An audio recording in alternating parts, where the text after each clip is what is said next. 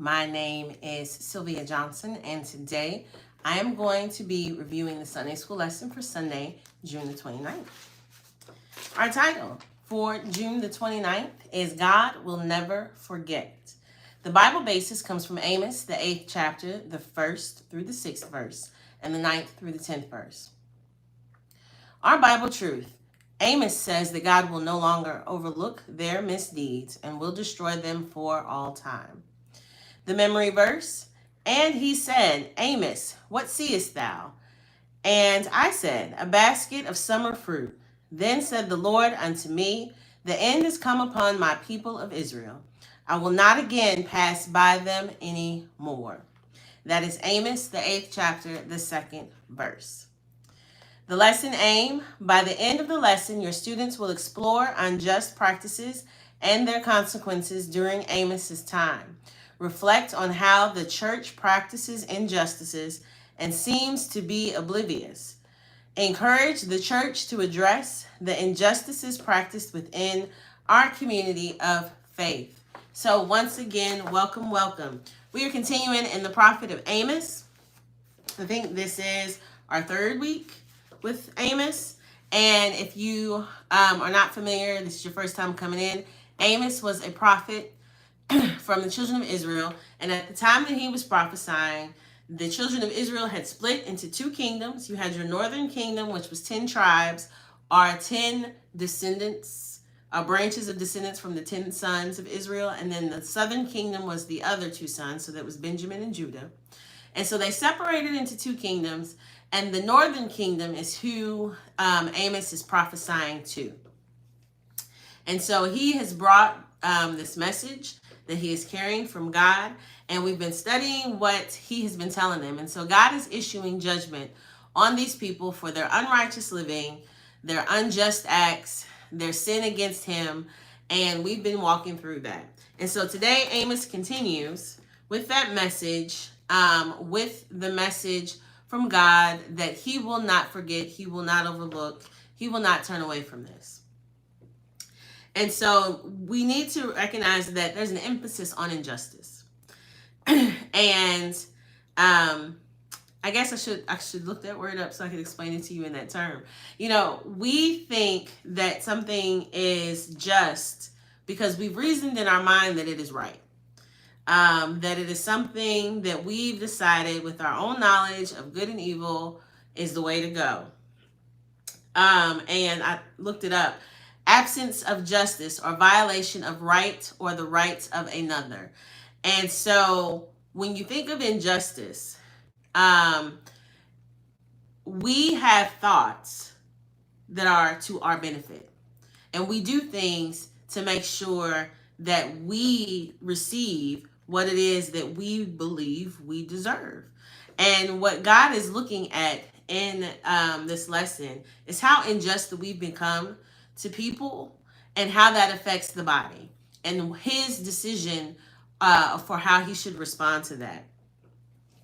So, and I looked up the word justice, and it says the maintenance or administration of what is just, especially by the impartial adjustment of conflicting claims or the assignment of merited rewards or punishment. So the important thing to remember here is about impartiality. What we'll see in the lesson today is a people who were partial to themselves and how they did things that affected other people negatively. So without further ado, we will get into the lesson. So we are starting in Amos, the 8th chapter, the 1st verse. And it says, actually, I always read from my Bible, so we'll just keep that going. Thus hath the Lord God showed unto me, and behold, a basket of summer fruit. And he said, Amos, what seest thou? And I said, a basket of summer fruit. Then said the Lord unto me, the end is come upon my people of Israel. I will not again pass by them any more. So when you first read this in our English translation, it's like, yeah, he saw a basket, some fruit in it. But the summer fruit was a fruit of its time. it was ripened fruit. And, it's interesting because right now, it's summer and, fruit is in season. But when fruit is in season, it must be plucked, right? You can't just leave it on the vine, or you can't just, if you've got, like bananas, or here in Louisville a couple of weeks ago was like prime peak strawberry season. And if you've ever had, like a carton or a bin of strawberries, once they get ripe, you got like a day. And then the first strawberry that gets fuzzy, the next thing you look, you blink, you turn around, whatever, the whole basket is a fuzzy, moldy mess. And so when something is ripe, that's the time you have to do something with it. And what God is saying, when he tells Amos to look, he's like, what do you see? I see a basket of ripened fruit that is almost past its time. And so God's like, good answer. That's exactly what you see. And the end has come upon my people of Israel. Their time has come. And when I read this, I immediately thought about in the book of Genesis when God said that about the people before the flood. And so if you go to Genesis 6 and 13,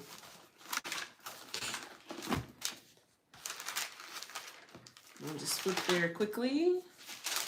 So in the book of Genesis, in the 6th chapter, it describes the status of mankind on the earth. And God is more than a little. He's very much displeased with the way that man has turned out.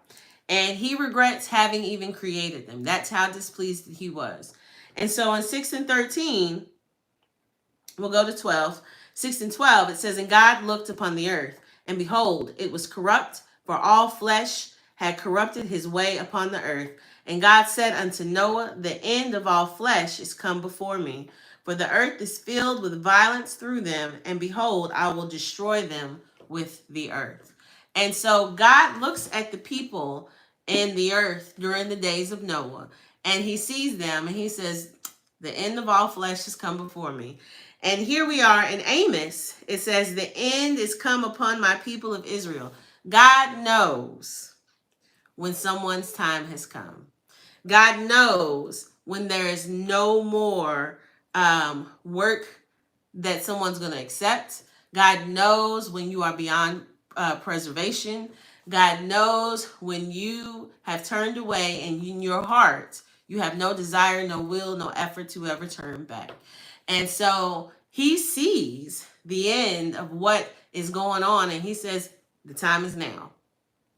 These people are done. And he says, I will not again pass by them anymore. And so, again, that image of the summer fruit, and I'm guilty of this. When I have a bunch of bananas in the little fruit basket, and I keep going past it, keep going past it, keep going past it, keep going past it. But if you let those things get ripe, they'll be good. You let them get overripe, you got a problem. And if you keep letting it sit, it molds, it decays. It attracts flies and bugs, and you got pestilence in your kitchen now. And so when something is rotten, there's a fine line between ripe and rotten. So when something has gotten rotten, not only is it destroying and decaying within itself, but it catches on to what's around it, right? And so now you've got a whole basket of rotten fruit and a whole disgusting room of flies. And what he's saying is, I'm not going to keep passing by this. I'm not going to overlook and give more time, right? Because he gave people space and time to repent. He would do things from the time they came out of the wilderness and we're going into the promised land to turn them back to him. He would send his prophets to talk to him. He put judges over them. He gave them the law. So he gets to this point and he says, no, I'm not going to keep overlooking this. I'm not going to keep extending mercy for them to come back and still rebel against me. And so it's his promise and his word that now I'm going to issue judgment. So just like that fruit basket that you've walked past, it's time to pick it up and do away with it. So in verse 3, it says, and the songs of the temple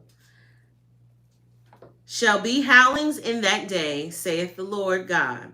There shall be many dead bodies in every place. They shall cast them forth with silence. So this is the manifestation of the judgment of God. What it's going to look like, what it's going to be like when that judgment comes forward. And so in your temple, you were typically singing songs of worship and praise, right? They had built a new temple and were worshiping a different God at that temple because remember the kingdoms had separated. And so there was a temple built there to keep the northern kingdom people from going back to Judah. And so God says in that day, the songs in that temple will be changed. So those, if you think of what praise and worship sounds like, or should sound like, that melody, that spiritual music, that uplifting, edifying, that invoking of the Spirit, those songs will change to a horrifying wail, a cry, a shriek of horror and pain and suffering. That'll be the sound you hear when judgment comes. And then it's talking about the silence that comes after. And the silence is one of desolation and death. When liveliness and hope are gone. When people, vitality, all of that is wiped from existence in that space. And so the significant shift in what's happening there and how things appear there and the experience they're having. Because remember, at the time that Amos was prophesying, this was a profitable, flourishing community. Everything was good in the neighborhood. And what God is saying is, I'm going to change that. All this wonderful exuberance and joy you all have now, you will have nothing but horror and desolation.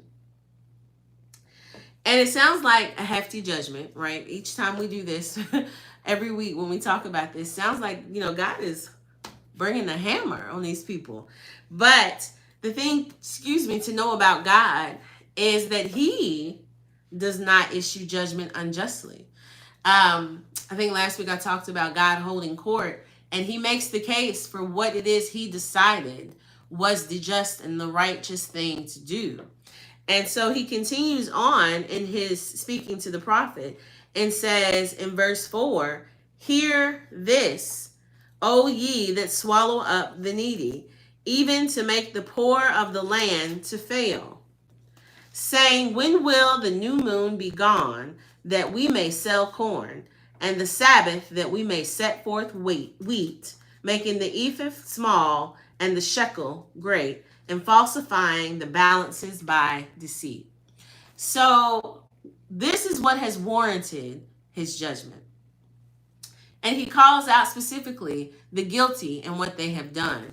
Those, he says, who swallow up the needy even to make the poor of the land to fail. You have consumed those who needed your support. You have trampled them. You've abused them. You've beaten them down. The people who needed you to lift them up. And it says, make the poor of the land to fail. So poor, meaning destitute, without, poor in spirit, poor in materials. Those people were in a position where they needed help, but now they stay low because you keep them down. Like when someone is struggling or they're going through a hard time, most people, or some people stay down on their own, but some people want to come up, or they're working to get better, or they're working to get through. They face obstacles, they have issues, they get sickness, disease, loss of income, and they're working to survive. But what God is saying is, you who trample on them, you keep them down. You cause every effort, every desire to ascend or to rise above their situation to fail, because you place obstacles in their path so that they can never come up. And then it says, I turned back. It says, when will the new moon be gone? So the new moon, there were certain observances that they had where they would, I believe they would make sacrifices to God during this time, and they were Sabbaths, and you observed those times of rest, right? There was no trade or commerce done on Sabbath days. Those were sacred times of rest where they ceased from their labors. Well, you observe those religious observances and those sacred times, but while you're observing them, you're like, can't wait for this to be over so I can go back to business. And what's the business you do? Well, I cheat people, right? And it says that we may sell corn. Now, for those, what do we call it? Those purists or whatever, we know corn did not exist in the Bible days. The point is that it's a form of grain, okay? Corn is a man-made phenomenon, but in the translation, it's to help you understand that there was grain in those days. And much like we use corn today, grain was something, it was like a staple. It was an essential part of their diet for energy. Like we make grits, porridge, hoe cakes, all of that. They lived that way too. And so grain was something that sustained them. It was a necessary good that they had to have in order to make the bulk of their, dietary needs. And so that was something that was sold. And it says, they want to go out and do this, but you can't do that during the new moon, during the Sabbath, right? And then he says, and the Sabbath that we may set forth wheat. Again, another form of grain. How you make your bread, right? And so these were things that were essential. However, it says they make the ephah small and the shekel great. And the easiest way to understand this in today's culture and time is that key term shrinkflation, okay? So you make the volume of what you're selling smaller, but you inflate the price. If you think about some of the staples, right? My sister was over here a little while ago. She's like, you get some milk. My grandmother,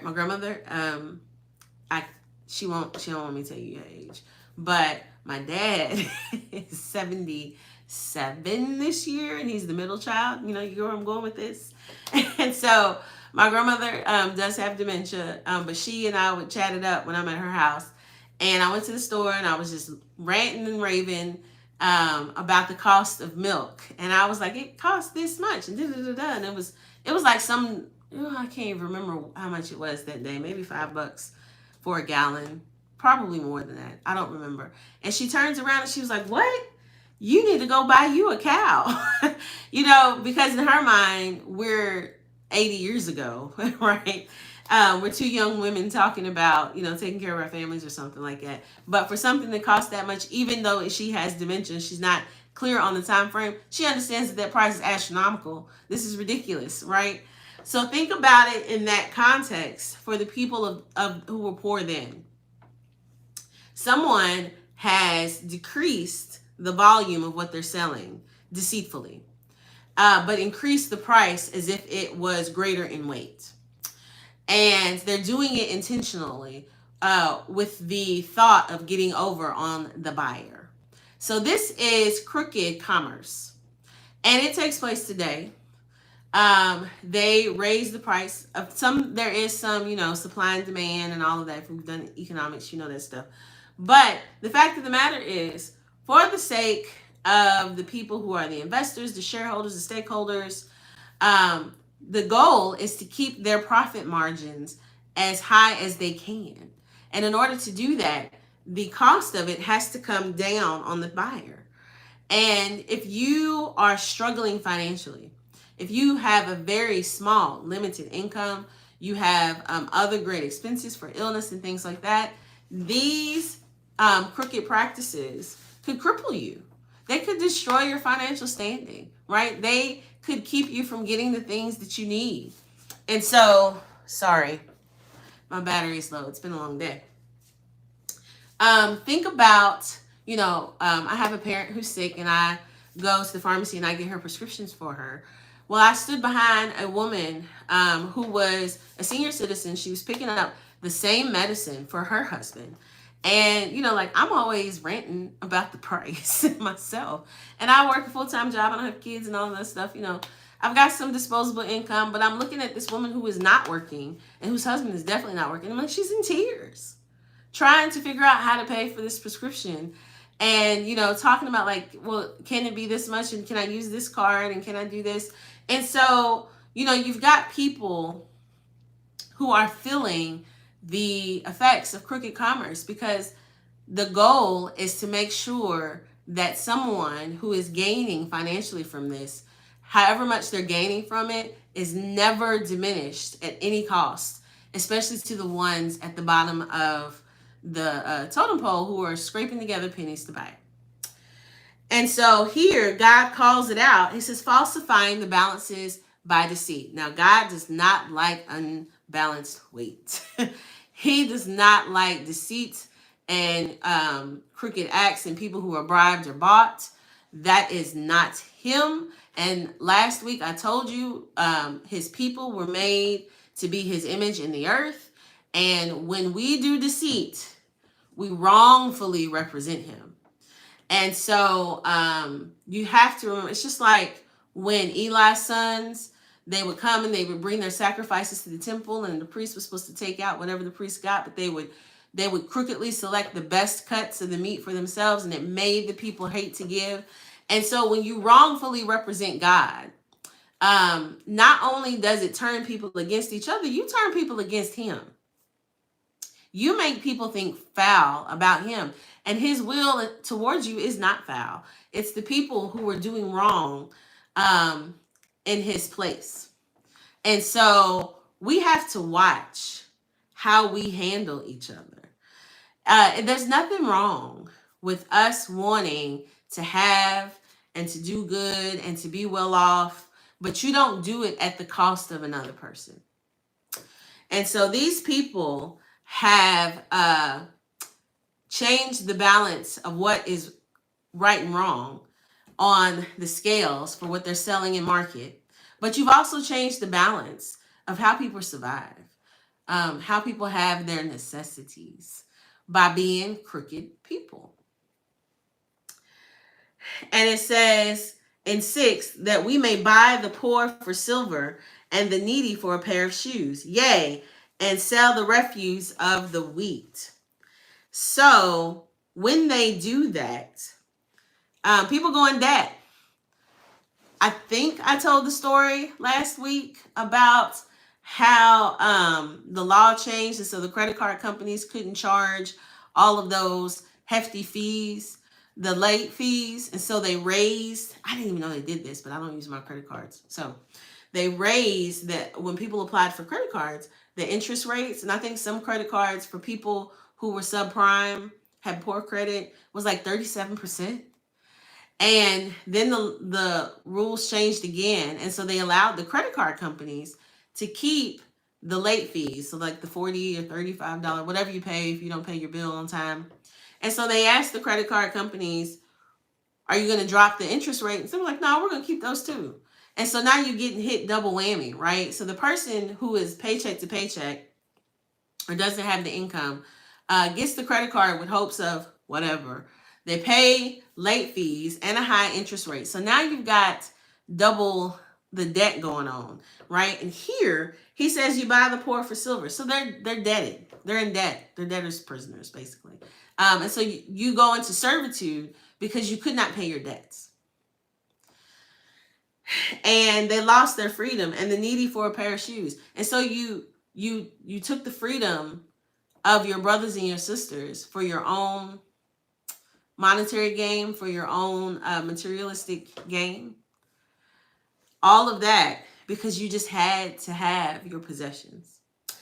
And it says in 7, the Lord hath sworn. Oh, well, that part isn't in the lesson, but it is the title of the lesson, so I'm just going to read it. The Lord hath sworn by the excellency of Jacob, surely I will never forget any of their works. And so God is not, he's not pleased with that.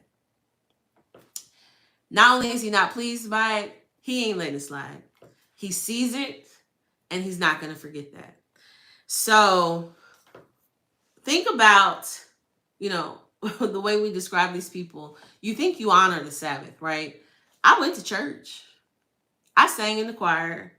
I'm one of the deacons. I helped in the parking lot. I helped in children's church, but you cheating people. You keeping people down. You've set an unbalanced scale somewhere in order to make sure that you capitalize at another person's expense. God sees both. He's not pleased. And the fact that you honor religious observances does not negate what you've done wrong.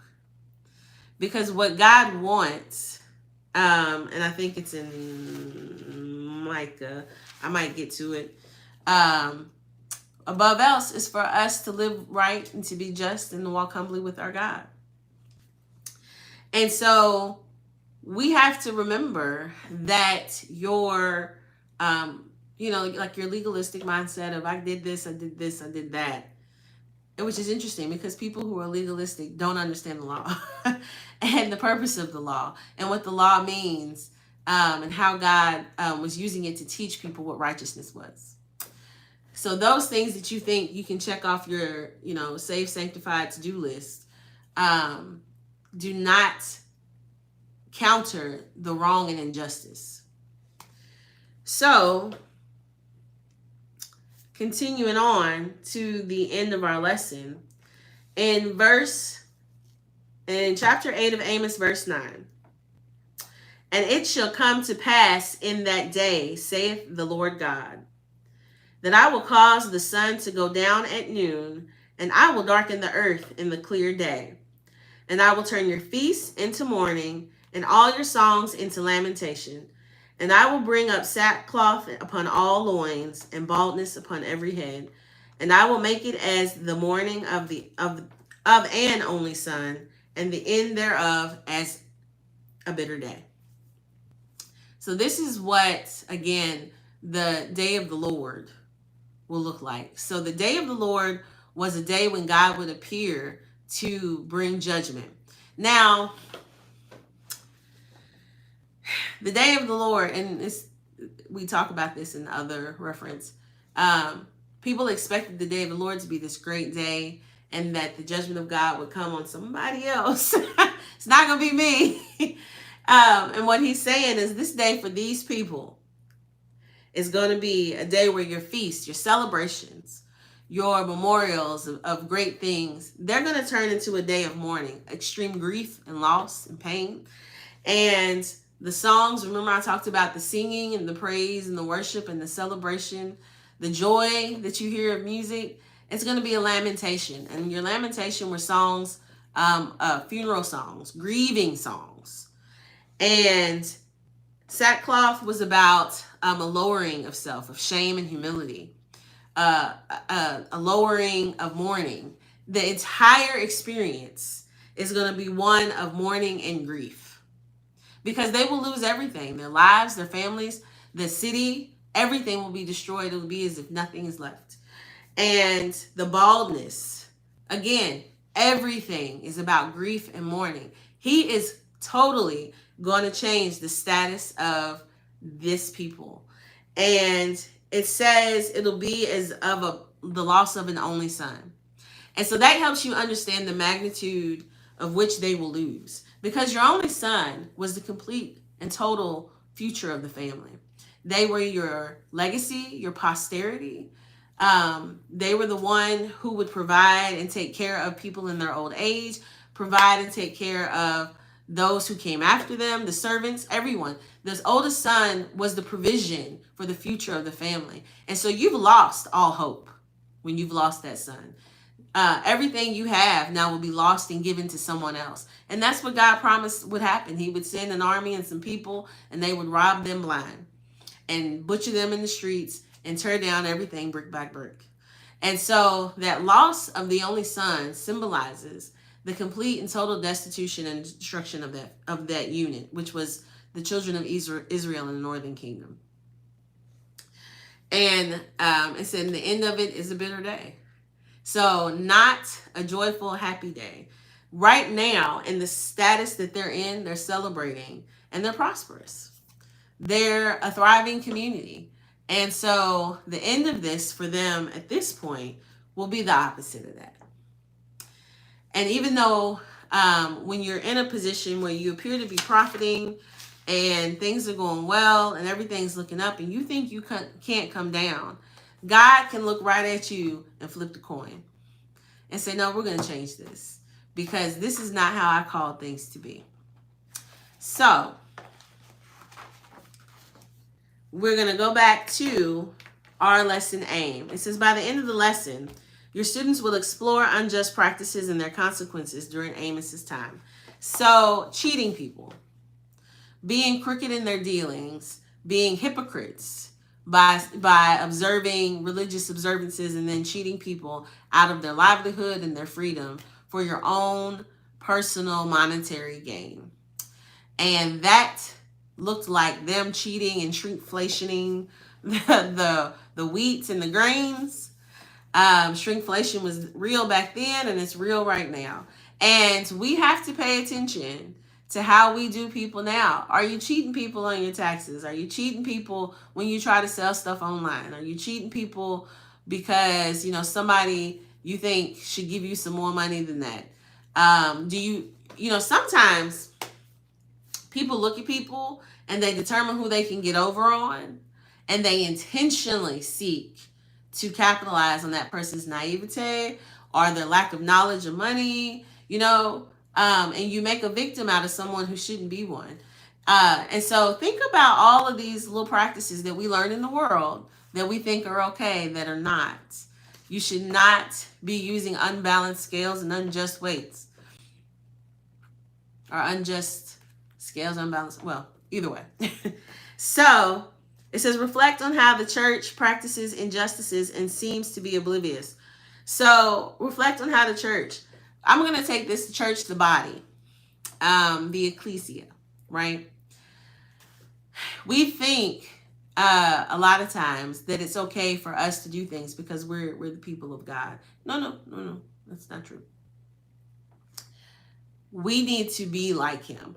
We often say, and if we go back, we studied this a couple of months ago with Paul. I think it was 2 Corinthians. If any man be in Christ, he is a new creature. Old things have passed away, and behold, all things are made new. And he says, and all things are of God. And so what Paul was teaching in that lesson is the people thought that he was crooked, right? That he didn't follow through on what he said, and that, he wasn't truly a man of God. He didn't come when he said he was coming. And what does he want this money for? And what Paul is teaching them is that we no longer are those people in the world who do crooked things. And that's why he said, we reflect God. We are walking in the Spirit. Our character has changed. And that's what he says when he tells them, if this gospel be hid, it's hid to them that are lost. So if you can't see the Spirit of God in me, it's because you don't know God. And he makes the point that when he's a new creation, everything of him now that's new, people will say, God's still working on me. He is. But if you're a new creature, what he's working on is of him. And so what I used to be is no more. I'm an ambassador for him. I bring his ministry of reconciliation. I don't bring destruction and cheating. I don't bring abuse and neglect of people in need. I don't bring robbery and injustice. What I bring is the ministry of reconciliation. That's all I have with me, okay? That's what I've been created new for. I bring the promises of God.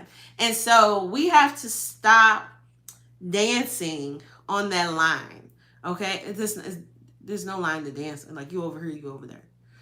And we have to quit acting like you can be in both places. If you're a new creation, then you need to read that whole section and be that new creation. Stop going back and forth and causing harm to people. Encourage the church to address injustices practiced within our community of faith. I think that last part just said it. So those of us who are of the body should be doing that. We should be doing what God called us to do. And, we learned what love was. And we've talked about this before. And it says, love covers a multitude of sins, right?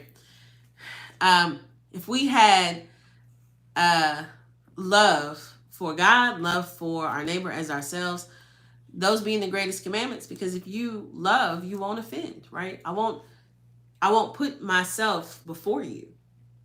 And if I put your needs before my desires for myself, then that will cut that cheating and injustice, or that desire to exploit you and your vulnerabilities. And so we need to walk in what he called us to be. And that will nip a lot of this foolishness in the bud. The way we talked about this last week, the works of the flesh, right? When we let that rise up in us, it's going to be problems and dissensions and divisions, and all the desires that your flesh has will come forward, and you'll do wrong to other people. But if you walk in the Spirit, it'll go another way. So just know that our moral compass in the flesh is flawed. It does not point due north. So if you think in and of yourself that you can always decide what is right and what is wrong, you need to go grab one of these and read it again. Because us in the flesh are not. Even when Paul said it, when I would do good, evil was always present. And so even in our greatest desire to be right, we're still going to do what's wrong if we decide for ourselves. We must follow after God. So, I think that's it for the lesson today. This is a self-examination lesson. Well, I think this whole deal is a self-examination. We really need to look at ourselves and how we treat other people and how we live godly before others. It's not a self-righteous deal. It is a self-humbling deal. And, that's the topic for another day. I'm not going to open up that can of worms. We need to examine ourselves. So with that being said, that's it for today. I hope you enjoyed today's Sunday school lesson. I haven't decided about next week yet. But if you have questions, comments, examples, please share. I always like to hear people's responses. Otherwise, thank you very much for joining me. Be blessed. And I will see you next time in Sunday school. Bye-bye.